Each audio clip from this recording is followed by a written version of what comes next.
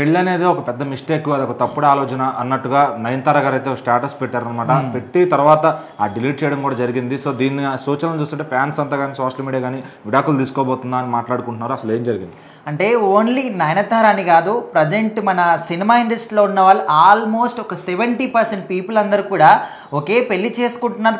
కొంతమంది ప్రేమ వివాహం చేసుకుంటున్నారు, కొంతమంది అరేంజ్డ్ వివాహం చేసుకుంటున్నారు. అయినప్పటికీ కూడా ఆ వివాహ బంధం అనేది చాలా రోజుల పాటు ఉండట్లేదు.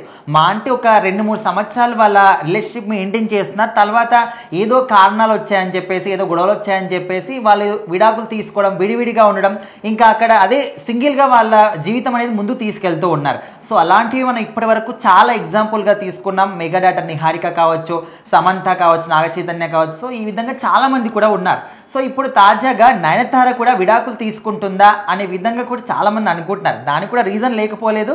నయనతార గారు రీసెంట్గా ఒక స్టేటస్ పెట్టారు. అందులో ఎట్లా అంటే, పెళ్ళి అనేది పెద్ద మిస్టేక్. ఎప్పుడైతే ఒక తెలివి తక్కువ పర్సన్ని మీరు పెళ్లి చేసుకుంటారో అండ్ మీ హస్బెండ్ చేసే పనులన్నిటికీ కూడా మీరు సంజాయిషి చెప్పుకోవాల్సిన అవసరం లేదు, నన్ను ఒంటరిగా వదిలేయండి, ఇప్పటికీ నేను చాలా ఫేస్ చేశాను అనే విధంగా తను మాత్రం స్టేటస్ పెట్టింది. అండ్ ఎవరి గురించి పెట్టింది, ఎందుకోసం పెట్టింది, నిజంగా వాళ్ళ పార్ట్నర్ గురించే పెట్టిందా లేకపోతే వేరే వాళ్ళ గురించి పెట్టిందా అనేది ఎవరు కూడా క్లారిటీ లేదు. అండ్ ఎక్కువసేపు కూడా దాని ఉంచలేదు, వెంటనే మళ్ళీ డిలీట్ చేసింది. సో అంటే అదే విధంగా పెట్టుంటే ఓకేలే, ఏదో జెన్యూన్ ఫీల్గా ఉంటుంది, ఏదో తను డిస్టర్బ్ అయింటుంది అందుకోసం పెట్టిందని అనుకోవచ్చు. అండ్ భార్య భర్తలు అన్నప్పుడు ఖచ్చితంగా అందరి మధ్య కూడా సహజంగానే ఇలాంటి చిన్న చిన్న గొడవలు ఉంటాయి. సో అందుకోసం అని అనుకోవచ్చు. కానీ వెంటనే మళ్ళీ డిలీట్ చేసింది. సో ఎందుకోసం డిలీట్ చేసింది అంటే, ఫ్యాన్స్ అందరూ కూడా లేకపోతే చూసిన వాళ్ళు ఎవరైనా కూడా మళ్ళీ రియాక్ట్ అవుతారేమో, వాళ్ళకి ఏదైనా అనుమానాలు వస్తుందేమో అని ఇట్లా రకరకాలుగా ఇప్పుడైతే అనుమానాలు వినిపిస్తూ ఉన్నాయి. ఏదేమైనప్పటికీ తను పెళ్లి గురించి, ముఖ్యంగా లైఫ్ పార్ట్నర్ గురించి, హస్బెండ్స్ గురించి ఈ విధంగా పెళ్ళి అనేది పెద్ద మిస్టేక్ అని ఒక అర్థం వచ్చే విధంగా పెట్టిందంటే ఖచ్చితంగా తన లైఫ్ పార్ట్నర్ గురించే పెట్టుంటుంది.